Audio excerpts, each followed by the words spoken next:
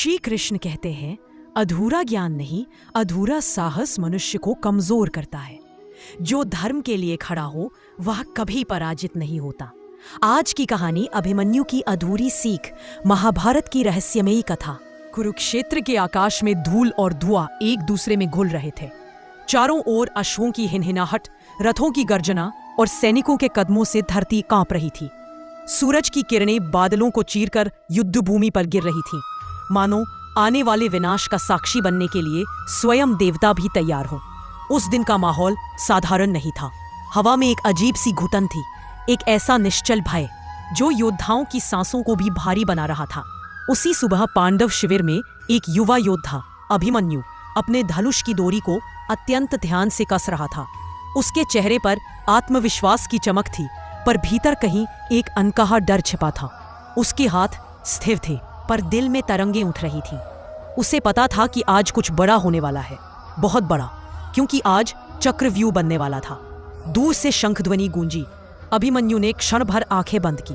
उन्हें याद आया, उनकी मां सुभद्रा गर्भवती थी और श्री कृष्ण उन्हें चक्रव्यूह का रहस्य सुना रहे थे। वह सुन रहे थे, सब समझ रहे थे, पर प्रसंग आधे में ही रुका था।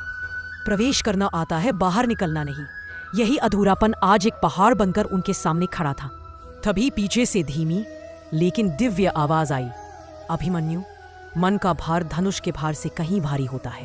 अभिमन्यु ने मुड़कर देखा। सामने खड़े थे श्री कृष्ण, पीतांबर लहराता हुआ, चेहरे पर वही शांत मुस्कान जिसमें तूफानों को थामने की शक्ति थी।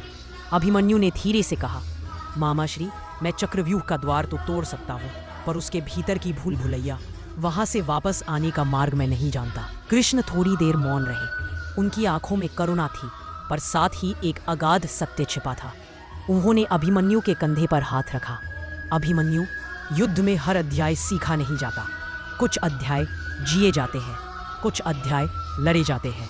हर योद्धा ज्ञान से महान नहीं बनता, कुछ अपने साहस से अमर होते हैं। अभिमन्यु की आंखों में हल्की चमक लौटी, पर वह अब भी बोले, परंतु यदि मैं लौटकर ना आ सका तो? कृष्ण मुस्कुराए। जो धर्म के लिए खड़ा हो वह कभी गिरता नहीं, वह बस इतिहास बन जाता है।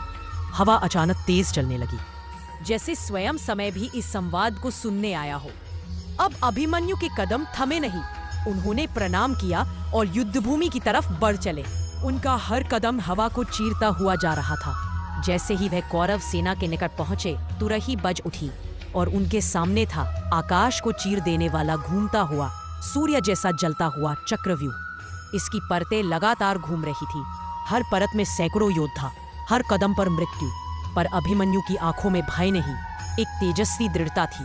उन्होंने मन ही मन कृष्ण के शब्द दोहराए, ज्ञान अधूरा हो सकता है, पर साहस पूर्ण होता है। एक गर्जना के साथ अभिमन्यु ने अपना रथ बढ़ाया। गांडीव की डोरी जैसे स्वयं चमक उठी। पहली परत टूटी, दूसरी परत भेद दी, तीसरी परत में दुश्मन उनके वेग से कांप गए। कौरव योद्धाओं को अपनी आंखों पर विश्वास नहीं हुआ। ये 16 वर्ष का बालक अकेला उनकी पूरी सेना को चीरता जा रहा था। भीष्म ने दूर से कहा, यह लड़का नहीं, आग है। द्रोणाचार्य बोले, यह वीर नहीं, किसी महान आत्मा का पुनर्जन्म है। उनके हर तीर में बिजली की तेजी थी, हर वार में धर्म की गूंज।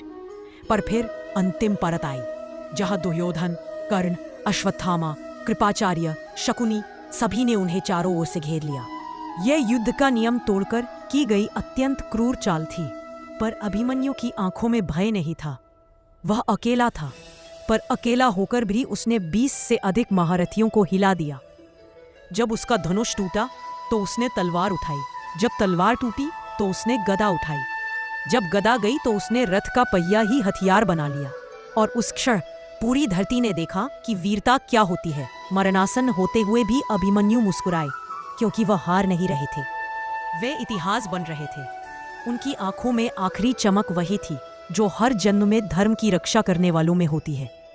उस दिन चक्रव्यूह टूट गया, पर उसके भीतर खड़े एक वीर की गूंज आज तक अमर है।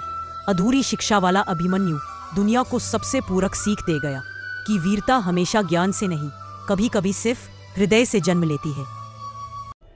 अगर आपको हमारी स्टोरी वीडियो अच्छी लगी हो तो हमारे वीडियो को लाइक करें, चैनल को सब्सक्राइब करें और अपने फ्रेंड्स के साथ भी शेयर कीजिए। और कमेंट में बताइए कि कैसी लगी आपको ये स्टोरी। धन्यवाद।